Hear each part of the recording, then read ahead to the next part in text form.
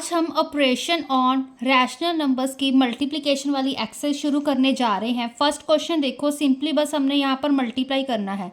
Multiply and express the result as rational number in the standard form. Standard form में भी convert करना है, ठीक है। जो कटिंग हो रही है इसको हम कट करके इसको एक सिंपल फॉर्म में, स्टैंडर्ड फॉर्म में कन्वर्ट करेंगे, ठीक है।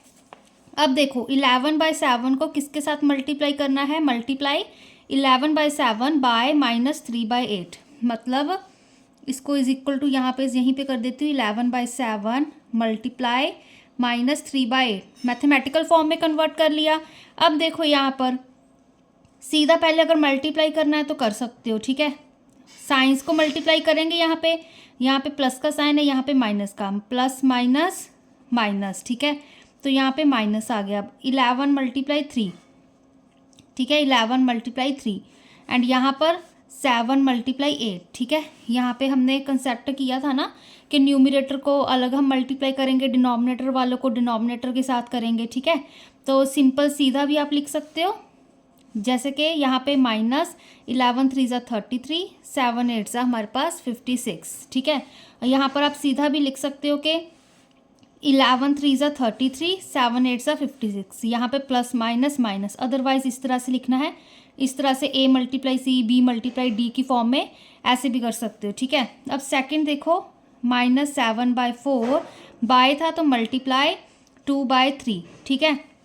अब यहाँ पे माइनस प्लस माइनस, 7 × 2 अपॉन 4 × 3।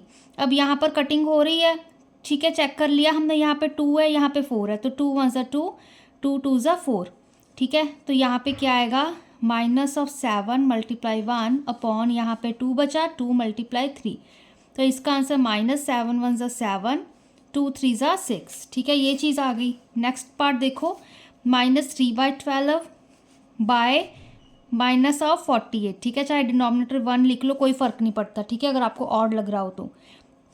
यहाँ पे फिर से साइंस को मल्टीप्लाई करेंगे, माइनस माइनस प्लस, ठीक है। यहाँ पे ध्यान रखना क्योंकि यहाँ पर मल्टीप्लाई का साइन है, इसलिए हम जो ये वाले साइंस हैं प्लस के माइनस के, इनको भी मल्टीप्लाई कर रहे हैं, ठीक है ना। अगर यहाँ पे प्लस का साइन होता तो हम उसके अकॉर्डिंग उसको भी हम वो क्या करते होते हैं, ठीक है, मल्टीप्लाई ही करते होते हैं साइंस को।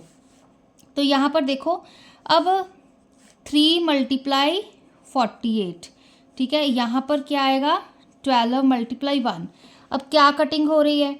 अब देखो, अगर आपको टेबल आता है, पहले तो 3 × 4 = 12 हो जाएगा हमारे पास, ठीक है। अदरवाइज सिंपली आपको अगर 12 का टेबल आता है तो 12 × 1 = 12, 12 × 4 = 48 होता है, क्योंकि देखो यहाँ पे 4 × 2 = 8, 4 × 1 = 4, ठीक है ना। तो यहाँ पे क्या चीज़ आ गई? 12 × 1 = 12, 12 × 4 = 48। तो यहाँ पे क्या बचा हमारे पास? 3 × 4। यहाँ पे तो 1 नहीं बचा, ठीक है, 1 × 1, तो ये तो एज इट इज़ ही आ गया। 3 × 4 = 12, 12 इसका आंसर आ गया। डिनोमिनेटर में 1 लिखना है लिख दो, अदरवाइज 12 इसका आंसर है, ठीक है। नेक्स्ट देखो, यहाँ पे -14/9 मल्टीप्लाई -3/7। अब इसको मल्टीप्लाई करना है, तो यहाँ पे पहले माइनस माइनस प्लस, फिर 14 × 3, यहाँ पे 9 × 7। फिर से कटिंग करेंगे, 7 × 1 = 7, 7 × 2 = 14, 3 × 1 = 3, 3 × 3 = 9। क्या आया यहाँ पे? 2 × 1, डिनोमिनेटर में यहाँ पे 3, यहाँ पे 1, तो 2 × 1 = 2, 3 × 1 = 3, ठीक है। चाहे सारा मल्टीप्लाई करके एंड में आप कटिंग कर लो, बट वो फिर आपको कॉम्प्लिकेटेड लगेगा, क्योंकि यहाँ पर तो ईजिली हमारे पास अलग अलग दिए हुए हैं 2 रैशनल नंबर्स, तो कैलकुलेशन इजी हो जाती है। अगर एंड में करोगे तो फिर थोड़ा सा आपको डिफ़िकल्ट लगेगा, ठीक है।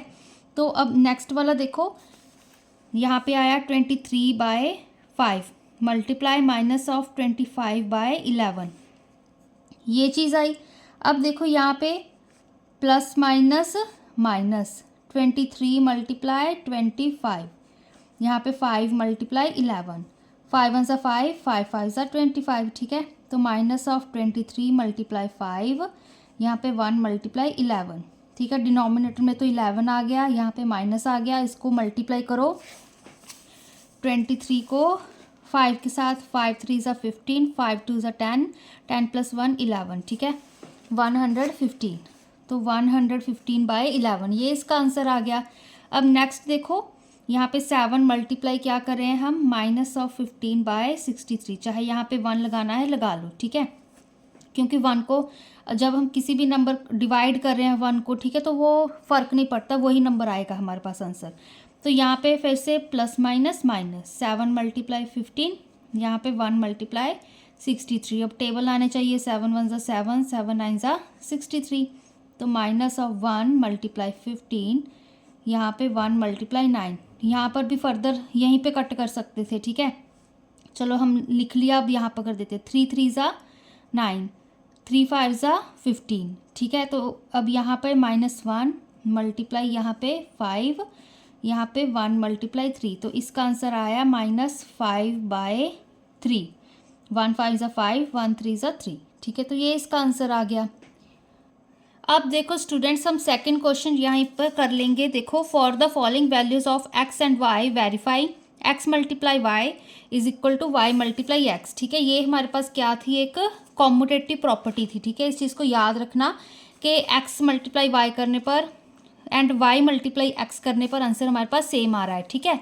तो यहाँ पर x एंड y की वैल्यू दी हुई है, पहले ये वाला करते हैं, x मल्टीप्लाई y लिखा, x की वैल्यू यहाँ पे 7/9, मल्टीप्लाई का साइन, y की वैल्यू 3/2 लिखी, ठीक है। फिर से 7 मल्टीप्लाई 3, 9 मल्टीप्लाई 2, यहाँ पे 3 1 ज़ा 3, 3 3 ज़ा 9, तो 7 मल्टीप्लाई 1, यहाँ पे 3 मल्टीप्लाई 2, 7 1 ज़ा 7, 3 2 ज़ा 6।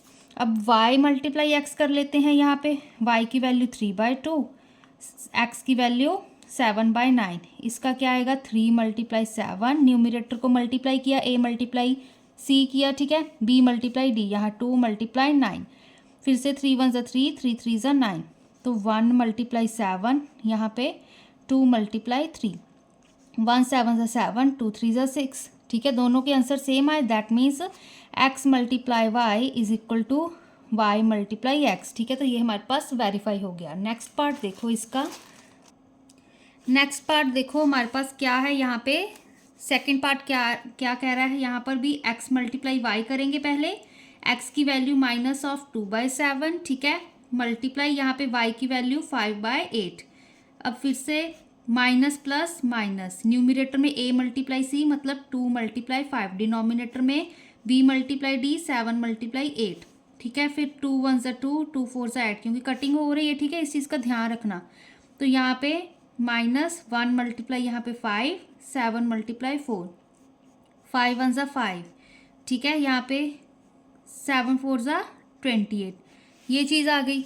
अब नेक्स्ट y मल्टीप्लाई x कर लेते हैं, y की वैल्यू 5/8, मल्टीप्लाई का साइन, x की वैल्यू -2/7, ठीक है, यहाँ पे प्लस माइनस, यहाँ पे -5 2 ज़ा 10, 7 8 8 7 ज़ा 56, ठीक है, ये मैंने सीधा ही कर दिया। अब यहाँ पे कटिंग कर सकते हो, 2 के टेबल पे हो रही है, 2 5 ज़ा 10, ठीक है, 2 28 ज़ा 56 होता है, तो -5/28 इसका आंसर आ जाएगा, ठीक है। मतलब यहाँ पे आप डायरेक्ट भी मल्टीप्लाई कर सकते हो, जब आपकी प्रैक्टिस हो जाएगी तो आपको इस तरह से लिखने की प्रॉपर ज़रूरत नहीं है, सीधा ही मल्टीप्लाई कर दो, पहले साइंस को कर दो, प्लस माइनस माइनस, फिर 5 2 ज़ा 10, 8 7 ज़ा 56, ठीक है। अदरवाइज एक और चीज़ है, ठीक है, इस तरह से आपको दिया हुआ है, प्लस माइनस माइनस लिखा, यहाँ पे ये भी ऊपर नीचे रैशनल नंबर है, ये भी रैशनल नंबर है, ठीक है, तो सीधा यहाँ पे ये कटिंग हो रही है क्योंकि मल्टीप्लाई का साइन है यहाँ पर, ठीक है। इस चीज़ का खास ध्यान रखना, अगर यहाँ पे प्लस माइनस का साइन हुआ ना मल्टीप्लाई की जगह, तो हम एलसीएम लेंगे, जब मल्टीप्लाई का साइन है तो हम वो न्यूमिनेटर डिनोमिनेटर में कटिंग कर सकते, तो सीधा ही यहाँ पे 2 1 ज़ा 2, 2 4 ज़ा 8 कर सकते थे, ठीक है ना। तो ये चीज़ आ गई, तो x मल्टीप्लाई वाई हमारे पास y मल्टीप्लाई x आ गया, ठीक है। नेक्स्ट देखो, फिर से x मल्टीप्लाई y करेंगे, x की वैल्यू 4/9 मल्टीप्लाई y की वैल्यू -5/11। अब यहाँ पर सीधा ही हम कर देते हैं प्लस माइनस माइनस। अब यहाँ पे कुछ कटिंग वाला हो रहा है, 4 के साथ ना 9 कट हो रहा है ना 11, 5 के साथ ना 9 कट हो रहा है ना 11 कट हो रहा है, ठीक है। तो सीधा 4 5 ज़ा 20, 9 11 ज़ा 99, ठीक है। फिर y मल्टीप्लाई x किया, y की वैल्यू -5/11 मल्टीप्लाई x की वैल्यू 4/9, ठीक है। अब अगर उस तरह से करना है तो माइनस का साइन, a मल्टीप्लाई c मतलब 5 मल्टीप्लाई 4, यहाँ पे 11 मल्टीप्लाई 9, तो माइनस का साइन एज इट इज़, 5 4 ज़ा 20, 11 9 ज़ा 99, ठीक है। अब लास्ट वाला क्वेश्चन देखो, अब यहाँ पे लिख दो x मल्टीप्लाई वाई, हमारे पास y मल्टीप्लाई एक्स के इक्वल है। फिर से x की वैल्यू यहाँ पे -17/48 मल्टीप्लाई y की वैल्यू -96/51, ठीक है। अब देख लो यहाँ पे आपकी कटिंग हो रही है कि नहीं हो रही। अगर आपको देखो टेबल्स आते हैं या मल्टीपल्स आते हैं तो आप कर सकते हो, ठीक है। अब 51 को डिवाइड करके देख लो, ठीक है। 51 को हम किसके साथ डिवाइड करके देखें, यहाँ पे और नंबर है, ठीक है। तो यहाँ पर हम करके देख सकते हैं, यहाँ पे हमारे पास क्योंकि इवन नंबर्स आ रहे हैं, ठीक है। इस तरह से पेयरिंग कर सकते हो, या सिंपली सबसे पहले हम 3 लेके चल सकते हैं, ठीक है। तो यहाँ पे 3 2 ज़ा कितना होता है हमारे पास, 3 1 ज़ा 3 आएगा, ठीक है।